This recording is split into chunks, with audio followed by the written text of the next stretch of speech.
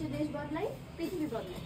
তারুণ্যের উৎসব 2025 এবং উদ্ভাবনী ধারণা আলোচনা সভা ও পুরস্কার বিতরণ অনুষ্ঠানে সবাইকে জানাই আসসালামু আলাইকুম।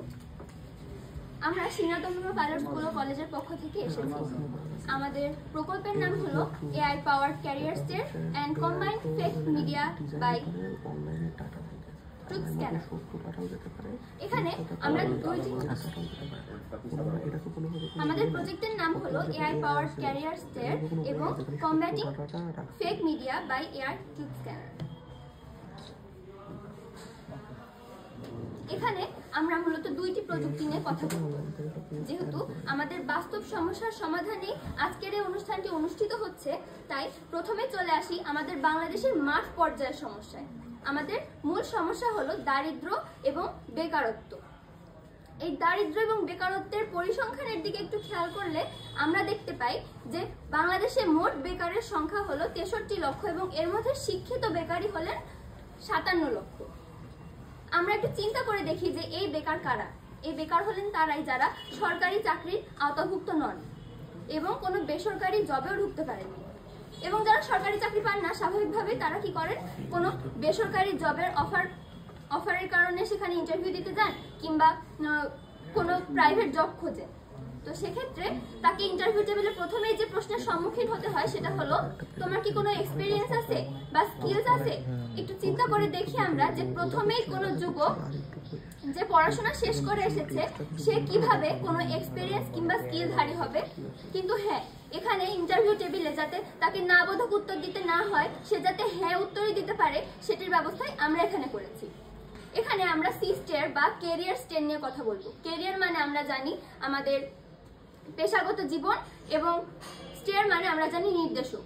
এখানে আমরা একটি এমন ওয়েবসাইট বা সফটওয়্যার প্রযুক্তি বলতে পারি সেটার চিন্তা ভাবনা করেছি। সেটা হবে এমন যে সেখানে কোনো শিক্ষিত ব্যক্তি বা শিক্ষিত, সে স্বল্প শিক্ষিত হোক বা বেশি শিক্ষিত হোক কিংবা তার যে কোনো দক্ষতা, যোগ্যতা এবং এডুকেশনাল ব্যাকগ্রাউন্ড অনুযায়ী সে কিন্তু সেখানে আপলোড দিবে যে আমি এটা করতে পারি, আমার এই স্কিল আছে, আমি এটা করতে পছন্দ করি এবং আমি এর আগে এটা হয়তো করতে পারবো বা এর আগে করেছিলাম, এরকম একটা কথা বলবে। এবং আমার যে ওয়েবসাইট সে তাকে সম্ভাব্য কয়েকটা ক্যারিয়ার সাজেস্ট করবে। সম্ভাব্য ক্যারিয়ার সাজেস্ট করার পর আমার গ্রাহক সেটিকে গ্রহণ করবে। এর মধ্যে থেকে যে কোনো একটা সে সিলেক্ট করতে পারে। সিলেক্ট করার পরে শুধু এই পর্যন্তই শেষ নয়, বরং এরপরে একটা প্র্যাকটিস বোর্ড থাকবে। আমরা জানি যে practice makes a man perfect. So যদি আমরা কোনো কিছুকে চর্চা করতে থাকি তাহলে অবশ্যই কিন্তু সেখানে আমরা দক্ষতা অর্জন করতে পারবো, অভিজ্ঞতা অর্জন করতে পারবো। প্র্যাকটিস বোর্ডের কাজটা কিরকম হবে যে সে সেখানে তার দক্ষতাগুলোকে আরো বাড়িয়ে তুলতে পারবে। অর্থাৎ তাকে যে ক্যারিয়ার সাজেস্ট করা হলো সেই ক্যারিয়ার অনুযায়ী সে আস্তে আস্তে আমার যে ওয়েবসাইট আছে সে তাকে কিছু টাস্ক দিবে এই তাকে যে ক্যারিয়ার সাজেস্ট করা হয়েছে সেই অনুযায়ী। অর্থাৎ কেউ যদি ওয়েব ডেভেলপিং এ পারদর্শী হয় কিংবা তাকে যদি ওই ক্যারিয়ারটা সাজেস্ট করা হয়, তখন আমার ওয়েবসাইট তাকে বারবার ওয়েবসাইটের যে ডেভেলপিং এটার বিষয়ে টাস্ক দিতে থাকবে। এবং সে যখন একটা নির্দিষ্ট সময় পর আমার ওয়েবসাইট যখন বুঝতে পারবে যে সে অল্প সময়ে এটা করতে পারছে বা এটা দেখে বুঝতে পারছে যে এটা এভাবে করতে হবে কিংবা মানে মূল কথা আমরা যেটা বুঝতে পারি এক্সপেরিয়েন্স, সেই এক্সপেরিয়েন্সটা সে অর্জন করবে এবং এক্সপেরিয়েন্সের সাথে সাথে কিন্তু স্কিলটাও ডেভেলপ হবে। এরপরে হচ্ছে সে একটা ফিডব্যাক দিবে যে হ্যাঁ তুমি এটুকু আসতে পেরেছো বা তুমি এটুকু করতে পারো।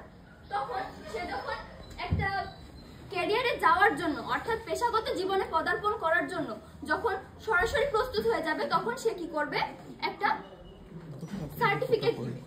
অর্থাৎ আমরা জানি যে সার্টিফিকেট দিলে অর্থাৎ সেটা কিন্তু সার্টিফাইড হয়ে যায়। আমরা জানি যে সার্টিফাইড কোনো কিছুর মূল্যই আলাদা হয়।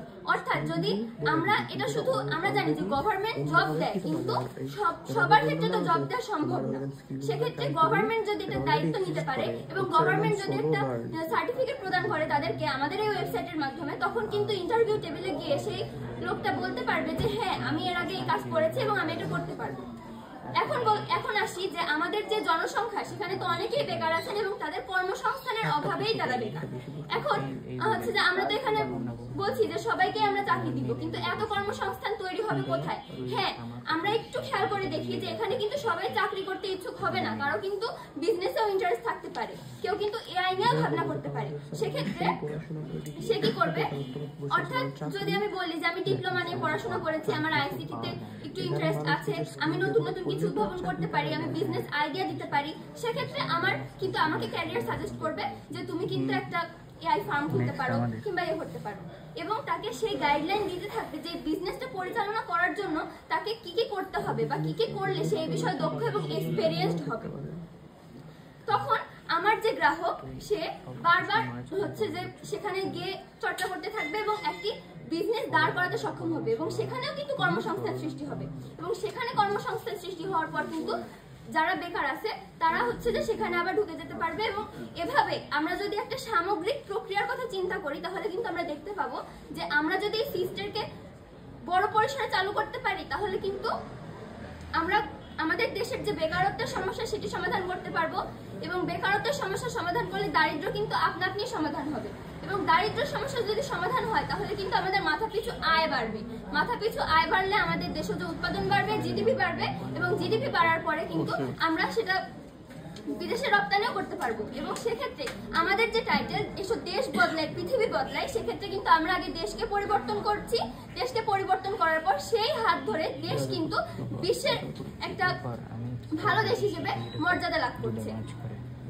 এরপর আমরা আসছি আমাদের ট্রুথ স্ক্যানার। আমরা কিভাবে বুঝবো যে আমাদের এই সিস্টেমটি আসল নাকি নকল? শুধু এই প্রশ্নই নয়, আমাদের দৈনন্দিন জীবনে কিন্তু অনেক প্রশ্নই আমাদের সামনে ঘুরতে থাকে যে কোনটি আসল এবং কোনটি নকল, সেটি আমাদের সাহায্য করবে এআই ট্রুথ স্ক্যানার।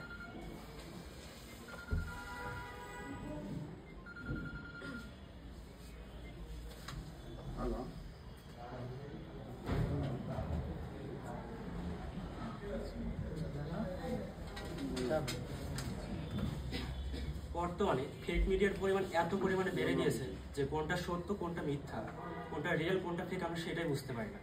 এক্ষেত্রে এআই আমাদের কিভাবে সাহায্য করতে পারে, এর মাধ্যমে আমরা কি কি পদক্ষেপ নিতে পারি এবং কিভাবে একটা সেফ অনলাইনে জগতে আমরা বিচরণ করতে পারি সেটাই আমরা আলোচনা করব।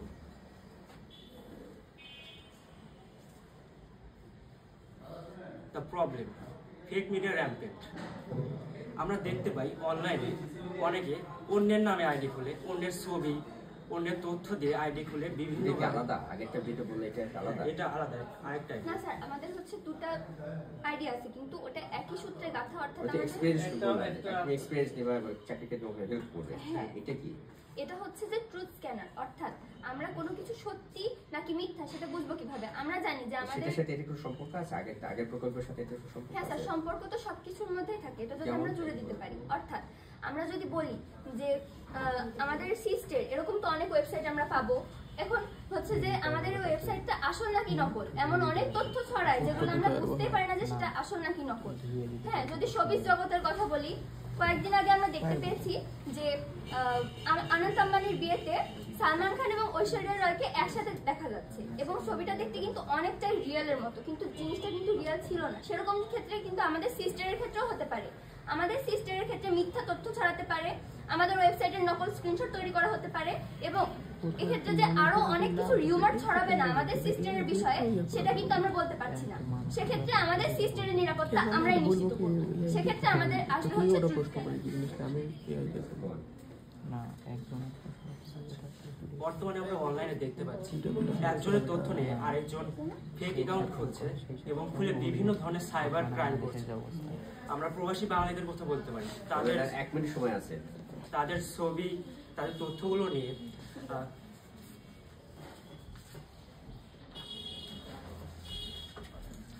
এআই পাওয়ার ফেক মিডিয়া ডিটেকশন। আমাদের এআইটা যখন কোনো ছবি বা ভিডিও অনলাইনে আপলোড হয় তখন সেটাকে অ্যানালাইজ করে তখন যদি দেখতে পায় কোনো অসঙ্গতিপূর্ণ আচরণ সেটাকে ডিটেক্ট করে, এবং তারপর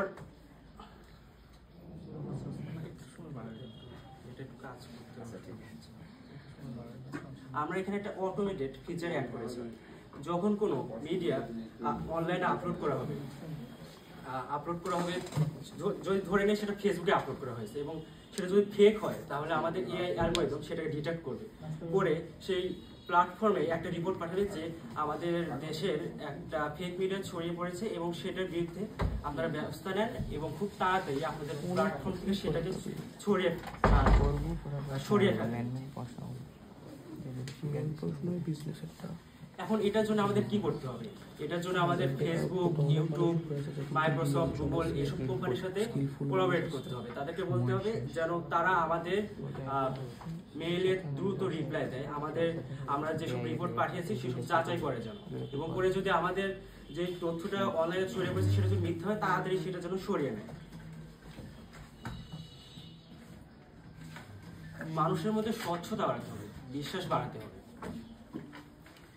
ব্লক চেইন ব্যবস্থা আনতে হবে। ব্লক চেইনের মূল কথা হলো কাউকে অন্ধভাবে বিশ্বাস করা যাবে না, কিন্তু ওই বিশ্বাসের উপর নির্ভর করে পুরো পৃথিবী কিন্তু টিকে রয়েছে। আমরা যখন কোনো দোকানে যাই, কোনো জিনিস কিনি, তখন সেটা ভাবি যে দোকানদার আমাদের ভালো জিনিসই দিয়েছে, এবং এই বিষয়টাই লক্ষ্য করুন যখন অনলাইন প্ল্যাটফর্ম ফেসবুক, গুগল, আমরা যখন এখানে অ্যাকাউন্ট খুলি আমরা আমাদের ব্যক্তিগত তথ্যগুলো দিয়ে দিই, কিন্তু এরা আমাদের তথ্যগুলো অপব্যবহার করে। বিভিন্ন অ্যাড দেখতে পাই আমরা, এরা আমাদের কার্যক্রম যেসব রয়েছে সেগুলো লক্ষ্য করে তারা অ্যাড দেয়, কিন্তু আমাদের এখানে ব্যক্তিগত তথ্যগুলো চুরি হয়ে যাচ্ছে। এখান থেকে যদি ব্লক চেইন ব্যবস্থা আনি, ব্লক চেইন ব্যবস্থা কি হয়, যখন আমরা কোনো এখানে তথ্যগুলো শুধুমাত্র একটা সার্ভারে থাকে না, এটা পৃথিবীর প্রত্যেকটা কম্পিউটারে, প্রত্যেকটা ইন্টারনেটে যুক্ত থাকে। যখন কোনো তথ্য পরিবর্তন করা হয় তখন প্রত্যেকটা কম্পিউটার থেকে পরিবর্তন করতে হবে, যেটা প্রায় অসম্ভব। এই জন্য ব্লক চেইন ব্যবস্থা আনতে হবে। পৃথিবীতে আমরা দেখতে পাচ্ছি বর্তমানে ব্লক চেইন ব্যবস্থা অনেক উন্নত হয়ে গেছে। ব্লক চেইন নির্ভর অনেক ওয়েবসাইটও এখন তৈরি হয়ে গেছে, যেখানে সোশ্যাল মিডিয়া বা ভিডিও আপলোডের এরও অনেক সুবিধা রয়েছে। এসব ব্যবস্থা আনতে হবে।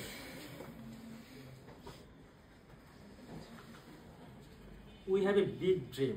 আমরা একটা সরকারি সংস্থার কথা ভেবেছি। এখানে একটা সরকারি সংস্থা থাকবে যারা এই সব নিয়ে কাজ করবে। এই সংস্থায় বিভিন্ন সিএসসি ডেভেলপার্স, এআই এক্সপার্টস এরা কাজ করবে, করে এই এআইটা বানাবে। এই ট্রুথ স্ক্যানার নামে যে এআই, এটা বানানোর জন্য আমাদের সিএসসি ডেভেলপার্সের দরকার, এআই এক্সপার্টসের দরকার, যারা এখানে কাজ করবে, করে এই এআইটা মনিটর করবে যেটা ভালোভাবে কাজ করছে কিনা। আমরা চ্যাট জিপিটির কথা বলতে পারি। আমরা চ্যাট জিপিটিকে যখন কোনো প্রশ্ন করি বা কোনো কমান্ড দেই, তখন কিন্তু আমাদেরকে এআই উত্তর দেয়, তাদের কোনো কর্মী উত্তর দেয় না। ঠিক এইখানেই ওই কাজটাই হবে। সেখানে আমরা যে এআইটা বানাবো, সেই এআইটাই যখন কোনো অনলাইনে মিথ্যা তথ্য ছড়িয়ে পড়বে সেটাকে ডিটেক্ট করবে এবং করে সেখান থেকে সরিয়ে ফেলবে।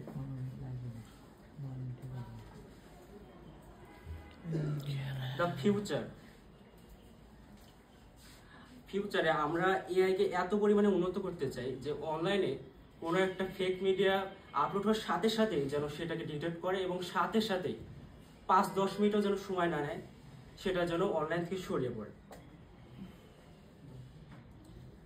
এখানে পলিসি মেকারসরা কি করতে পারে? আমরা জানি ফেসবুকে কোনো অ্যাকাউন্ট করতে গেলে 13 বছর বয়স হতে হয় একজন, কিন্তু 13 বছরের কমেও পৃথিবীর কোটি কোটি মানুষের অ্যাকাউন্ট রয়েছে ফেসবুকে।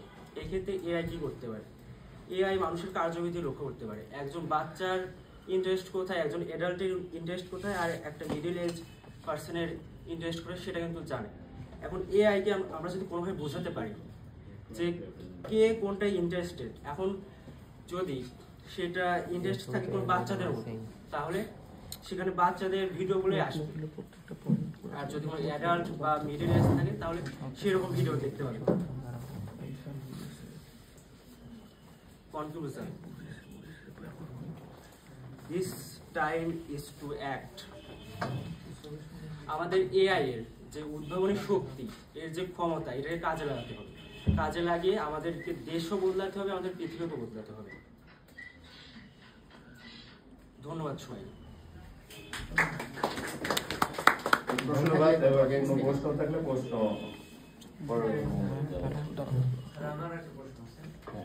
যে ভাইয়া আপনারা যে বললেন যে এআই পাওয়ার ফেক মিডিয়া ডিটেকশন এবং এর আগে যেটা বললেন যে আপনি কর্মসংস্থানের প্র্যাকটিস করাবেন, সেই এই দুটো আপনি সফল করতে মানে বাস্তবায়ন করতে এটার সম্ভাব্য সময়সীমা কত হতে পারে?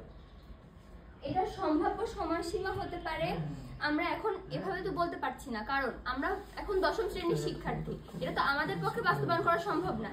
এটা আমরা শুধুমাত্র আমাদের ইনোভেটিভ আইডিয়া অর্থাৎ আমাদের উদ্ভাবনের যে ধারণাটা আছে সেই ধারণাটা আমরা এখন সবার সামনে উপস্থাপন করলাম, এবং সেটা বাস্তবায়ন করার দায়িত্ব আমাদের কর্তৃপক্ষের এবং আমাদের যারা সমাজের উচ্চ স্তরের মানুষ আছে এবং সরকার, তারাই পদক্ষেপটা গ্রহণ করবে। এবং হচ্ছে যে এআই দিকে হচ্ছে নজর দিতে হবে, সব দিক থেকে ডেভেলপ করতে হবে, সিএসসি স্টুডেন্টদের ভালো ভালো ট্রেনিং দিতে হবে। তাদেরকে যদি আমরা করতে পারি তাহলে আমরা এই ব্যবস্থাটা নিশ্চিত করতে পারবো। এবং যদি একটা সময়সীমা আনুমানিক ধরে রাখি তাহলে আমরা বলতে পারি 6 থেকে 7 বছর, কেননা এটা একটা অনেক হাই থটের আইডিয়া যেটা এখন বর্তমানে আমাদের পক্ষে করা সম্ভব না। ধন্যবাদ। দ্বিতীয় প্রশ্ন বল। আপনারা যে বললেন যে ব্যবসায় উদ্যোক্তা আমাদের কর্মসংস্থান বৃদ্ধি করার জন্য, সেই ক্ষেত্রে এআই আমাদের কিভাবে সাহায্য করবে? আমার প্রজেক্টের কিন্তু মূল থিমই সেটা ছিল যে সহায়তা করা। হ্যাঁ, বিজনেসের ক্ষেত্রে আমার প্রক্রিয়াটা মনে হয় আপনি ভালোভাবে শুনেননি যে কিভাবে এটা করবে। কিভাবে করবে আমি আবারও উত্তরটা দিচ্ছি যে কিভাবে করবে। কর্মসংস্থান সৃষ্টি করবে এবং উদ্যোগের কথা বললেন। উদ্যোগটা কিন্তু সবার মনেই, আপনি পড়াশোনা করতে পছন্দ করেন, আমি উদ্যোগ গ্রহণ করতে পছন্দ করি। অর্থাৎ আপনি হচ্ছে যে সায়েন্সের স্টুডেন্ট, আমি যদি আর্টসের স্টুডেন্ট হই, আমি যদি কমার্সের স্টুডেন্ট হই, তাহলে আমার তো এডুকেশনের ব্যাকগ্রাউন্ড ওটা, আমার কিন্তু ইন্টারেস্ট বিজনেসে আসবে আর আপনার আসবে স্টাডিতে। তো আমি সৃষ্টি করব কর্মোদ্যোগ, আমার ওয়েবসাইটকে আমি ইনপুট দিব যে হচ্ছে যে আমি এটা পড়াশোনা করেছি, তখন আমার সফটওয়্যার কিন্তু আমাকে অবশ্যই বিজনেসের একটা আইডিয়া দিবে। এবং আমি যদি বিজনেসে ইন্টারেস্টেড হই তখন কিন্তু সে আমাকে বারবার প্র্যাকটিস করাবে, অনুশীলন করাবে বিজনেসে উন্নতি করার জন্য। এটাই হচ্ছে আমার এআই পরিকল্পনা, যেটা যার অর্থাৎ ইন্ডিভিজুয়ালি, ব্যক্তিক, মানে প্রত্যেকটা ব্যক্তি আলাদা আলাদা ভাবে যাতে স্বনির্ভর হতে পারে সেটাতে সাহায্য করবে। স্যার, আমি বলতে চাই। হ্যাঁ বলো। আচ্ছা আপু, আপনারা যে এটা মানে কি বেকারত্বদের স্কিল ডেভেলপমেন্ট করতে যাচ্ছেন, একটা ওখান থেকে সার্টিফিকেট প্রদান করবেন। যখন ধরি আমি ভাইবা বোর্ডে গেলাম, যায় তখন আমাকে বললো যে আপনার এক্সপিরিয়েন্স আছে কিনা। আমি বললাম হ্যাঁ আমার এক্সপিরিয়েন্স রয়েছে, এই আমার সার্টিফিকেট। তখন কতটা ওরা এই সার্টিফিকেটটাকে গ্রহণযোগ্য করবে? তখন তোরা প্রশ্ন করতেই পারে যে কোনো কোম্পানি বা কোন প্রতিষ্ঠানে চাকরি করতেন। আচ্ছা ঠিক আছে, এটার কথা কিন্তু আমার প্রেজেন্টেশনের মধ্যে উঠে আসছে, যেটা আমি বলেছিলাম যে এটা কোনো পার্সোনাল কোম্পানি না বা কারো আন্ডারে এই প্রতিষ্ঠানটা চলবে না। এটা আমরা সরাসরি আইসিটি মন্ত্রণালয়কে দিচ্ছি, এটা আমাদের সরকার উদ্যোগ গ্রহণ করবে। সরকার যেহেতু সবাইকে চাকরি দিতে পারবে না, সেক্ষেত্রে নাগরিক হিসেবে আমরা যেহেতু সে দেশের নাগরিক, সেক্ষেত্রে তো আমরা এটুকু দাবি করতেই পারি যে আমাদের একটা ব্যবস্থা করে দিন, তাই না? সেক্ষেত্রে আমরা এটা আবেদন করবো যে আমাদের একটা সার্টিফিকেটের ব্যবস্থা করে দেন। এবং এই ওয়েবসাইটটা হবে পুরাটাই সরকার কর্তৃক পরিচালিত এবং তারাই এটা হচ্ছে মূলত পরিচালনা করবে। এবং তাদের আন্ডারে যেহেতু আমরা হচ্ছে স্কিল ডেভেলপ করব এবং এক্সপিরিয়েন্স অর্জন করব, সেক্ষেত্রে তো যে কোনো প্রাইভেট কোম্পানির এটা অগ্রাহ্য করার প্রশ্নই ওঠে না। মূলত এটা একটা হচ্ছে ট্রেনিং সেন্টারের মতো, যেটা হচ্ছে অফলাইনে হতো, এটা অনলাইন ভিত্তিক। হ্যাঁ, এটা আমরা মূলত ডিভাইসের মাধ্যমে করব, ওখানে যে সশরীরে আমাদের করতে হচ্ছে না।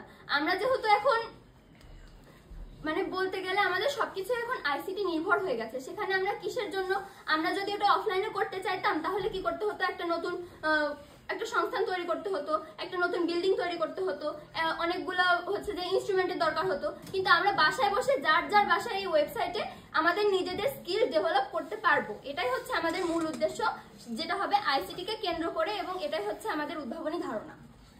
আমরা এটা করতে চাই ভবিষ্যতে। হাতে কলমে কি কোনো এক্সপেরিয়েন্স করার সম্পর্কে হাতে কলমে? হাতে কলমে বলতে স্যার, আমি এক কোম্পানি গেলাম, বলে ঠিক আছে সেলসম্যান হিসেবে আমি প্রার্থী, ঠিক আছে সেলসম্যান। তখন বলবে কোম্পানির সিইও বা এমডিরা বললে আপনার সেলসম্যান হিসেবে কতদিনের অভিজ্ঞতা আছে, সেলসম্যানের অভিজ্ঞতা কি আমি এই এআই থেকে পাবো কিনা, বা হাতে কলমে কোনো অভিজ্ঞতা এই সফটওয়্যার করা যাবে কিনা?